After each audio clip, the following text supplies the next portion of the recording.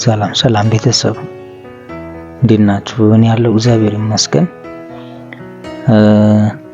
ዛሬ ላወራ የፈለኩት ህይወታችን ለመምራት ወይ ደግሞ የተሻለ ነገር ለማግኘት ወይ ለማኖር ከሰዎች ጋር ፉክክር ማቆም ነው።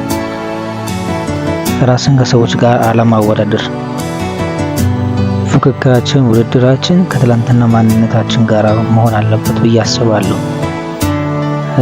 ምክንያቱም ብዙ ጊዜ እኛ በእኛ ህይወት ስንመለከት አብዛኛው ጊዜ ከሰዎች ጋር ራሳችንን እያወዳደርን ስለሆነ ነው ማድረግ ወይ ደግሞ የተሻለ ነገር ማምጣት ያልቻልነው ብዬ አስባለሁ።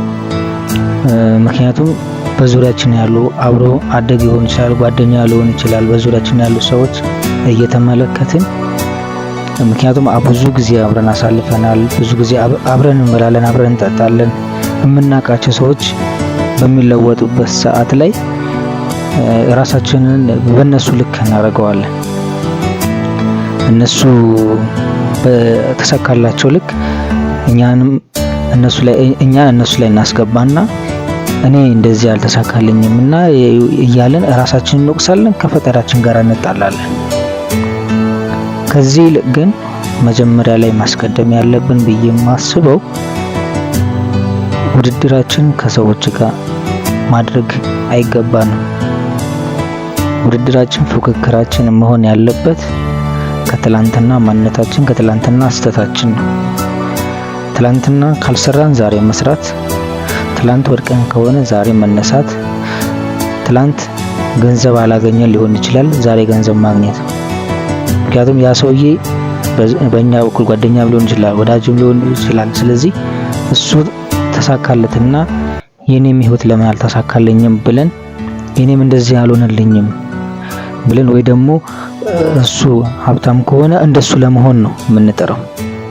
ያ ነገር መቆም አለበት። እሱም በራሱ መንገድ ሄደ፣ ተሳካለት፣ አደረገ። በመልካም ይሁን በክፉም ይሁን አደረገው፣ ሆነለት። ነገር ግን እኛ ማድረግ ያለብን እንደኛ ማንነት ነው። ፉክክራችን ከራሳችን ጋር ከትላንትናችን ጋር ነው። ትላንት ካልሰራን ዛሬ መስራት፣ ትላንትና በደንብ አስበን ወደ መሬት አውርደን መስራት ካልቻልን አድርገን ካልሆነ ዛሬ ማድረግ። ምክንያቱም የኛ ህይወት እኛን የሚመለከተው። ያ ሰውዬ አደረገ፣ ተሳካለት፣ አለቀ። ምክንያቱም ያ ሰውዬ በራሱ መንገድ ነው ሄደው፣ እኛም ደግሞ በራሳችን መንገድ መሄድ አለብን። በራሳችን መንገድ እንሂድ። ከዛ ትላንት የነበረው ውድቀታችንን ዛሬ መድገም የለብንም። አይመስላችሁም? እኔ እንደዛ ብዬ ነው የማስበው። ትላንትና ተሳስተን ሊሆን ይችላል፣ ትላንትና ጥሩ ነገር አላደረገም ሊሆን ይችላል። መለስ ብለን ትላንትናችንን መመልከት፣ ምን ባለማድረጌ ነው ዛሬ ላይ የተሻለ ነገር ላመጣ ያልቻልኩት ብለን መመልከት ከቻለን ያንን ክፍተት ያጋወቅነውን ቦታ ላይ ዛሬ ሰርተን ማድረግ፣ ህይወታችንን መለወጥ፣ የተሻለ የኑሮ ዘዴ መርጠን መኖር እንችላለን። ምክንያቱም ትላንትና ያዘንበት፣ ትላንትና ያለቀስንበት ነገር መልሰን ዛሬ እያሰበን ምንቆስል የምናዝን ከሆነ መቼም ቢሆን አይስተካከልም። መቼም ቢሆን የተሻለ ነገር ህይወታችን ላይ አይመጣም። ምክንያቱም ዛሬያችንን እየገደልን ነገን ተስፋ ማድረግ አንችልም።